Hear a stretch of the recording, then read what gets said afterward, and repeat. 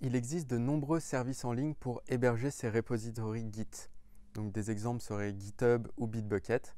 Alors nous allons nous concentrer sur GitHub. GitHub, c'est un service en ligne qui propose un hébergement gratuit de tout repository open source. Et ensuite, ils ont des plans payants pour le code privé. C'est le numéro 1 mondial à l'heure actuelle avec plus d'une dizaine de millions de repositories hébergés sur leur serveur. Alors voilà, c'est github.com. Vous pouvez y accéder https github.com.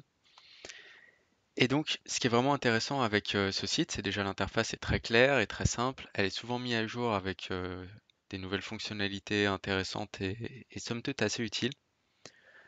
Donc, c'est vraiment utilisé par beaucoup de personnes. Donc là, il revendique 14,7 millions de repositories. Il y a quelque chose pour gérer les issues. Donc, c'est bien qu'on travaille avec des gens. Je vais vous montrer par exemple.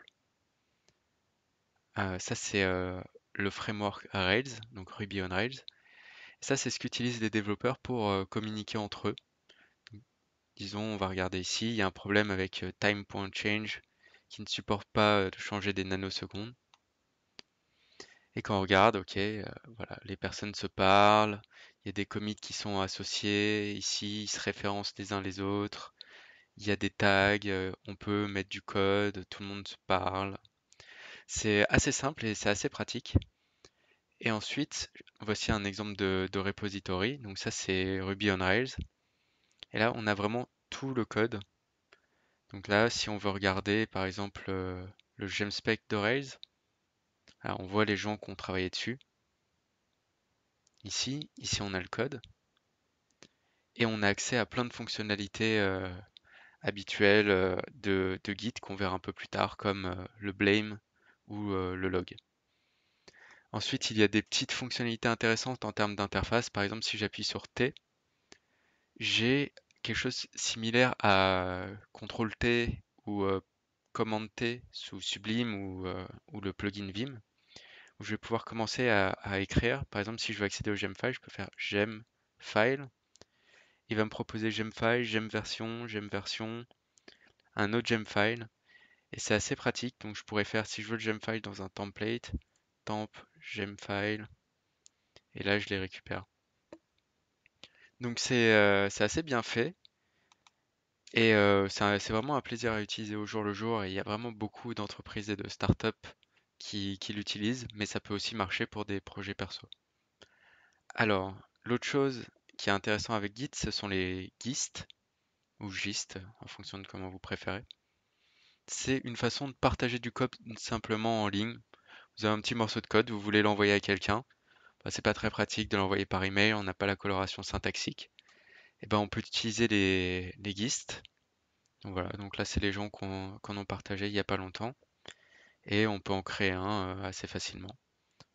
Genre ici, je vais mettre une description, ici je vais mettre mon texte et puis voilà. Donc maintenant, tout ce qu'il nous reste à faire, c'est s'inscrire.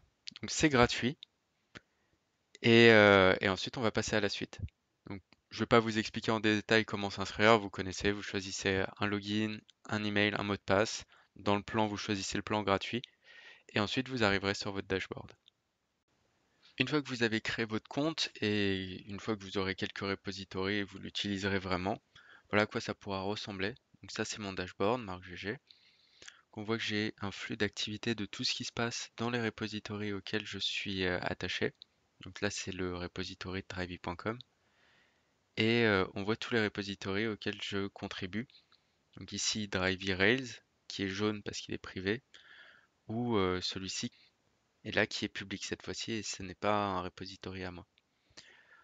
Et ensuite, il y a plein de fonctionnalités. Par exemple, je peux voir les pull requests, c'est-à-dire mes demandes de modification faites à d'autres librairies.